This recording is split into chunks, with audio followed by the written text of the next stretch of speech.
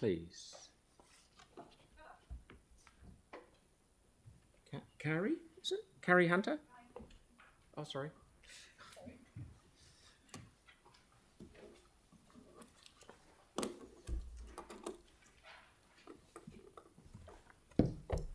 Hello. Tēnā koutou. I just want to mention to begin with that I've heard the word ideology mentioned in these chambers before, and I just thought I'd say that up front, since everyone has an ideology, that mine involves thinking that we should be planning for everybody's welfare, we should be planning for the future, not the past, and that resilience in the face of future conditions is more important than maximising short-term economic growth. And that to ensure people's welfare into the future, we should be taking a precautionary approach to the conditions we're going to be facing. You all have heard that there's a bit of an issue with climate.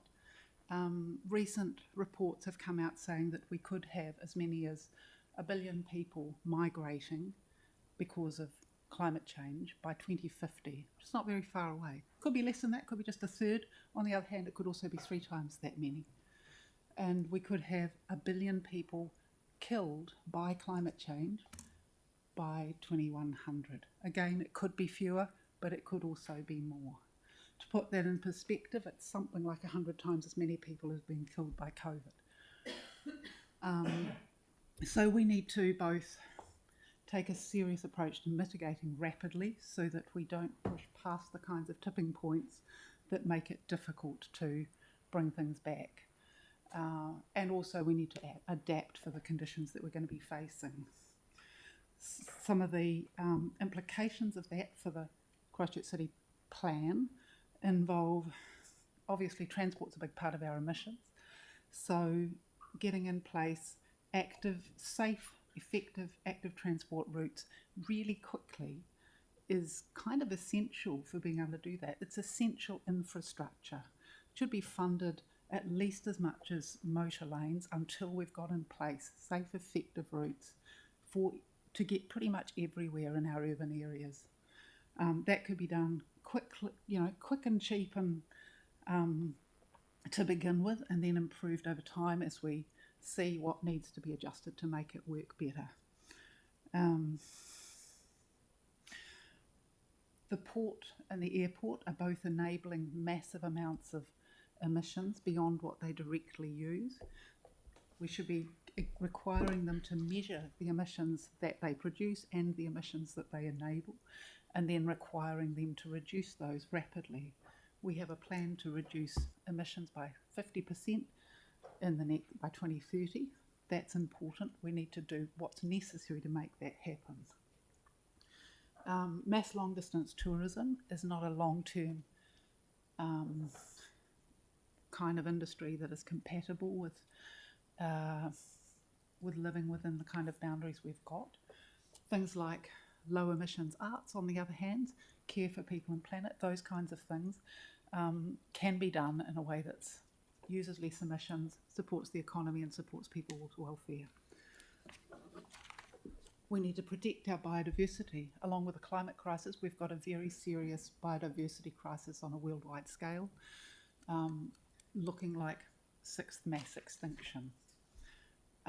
We need to fund biodiversity protection in our district, and one of the things that will help both with biodiversity and also to help protect us against the urban heat island effect that is likely to become an issue when we get the kinds of record-breaking heats that have hit other cities at times, that have hit other cities recently in the last few years, that planting trees and tiny forests in our urban areas can make a real difference to that, to make our cities habitable and reduce the fatalities.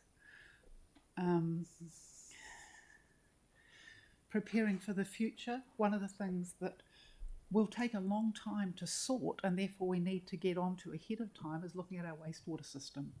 It's a gravity-fed system. The treatment works are at fairly low level compared with sea level. At the moment, the Christchurch City Council's climate plan looks like it's expecting sea level rise of less than a metre by the end of the century. But more recent reports are saying we need to be prepared for 2 to 3 metres this century, and with storm surges we should be prepared for higher than that.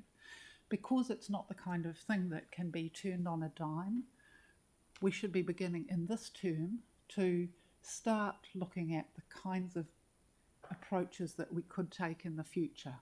Begin the investigations now, in this term of the council, and then this decade start looking at developing more detailed options, pilots, whatever, so that we can get ahead of that and get something in place before it becomes a crisis, because once it's a crisis, it's a very serious emergency that will be hard to recover from.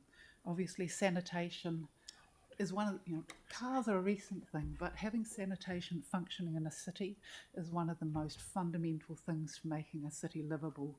Be tougher for those of us on the east, but everybody in the city would suffer if it starts to fail. So very, very keen for us to have a good plan for that ahead of time. How am I going time-wise? Oh, you're not doing too good. You've done very well. I got a whole lot more to say. We're right. Stop there if I have You've to. done very well, in actual fact. Has anyone got any questions, please? No. Thank you very much for your time. That was brilliant. Tēnā tātou. Thank you. Okay, is Hamish here, please?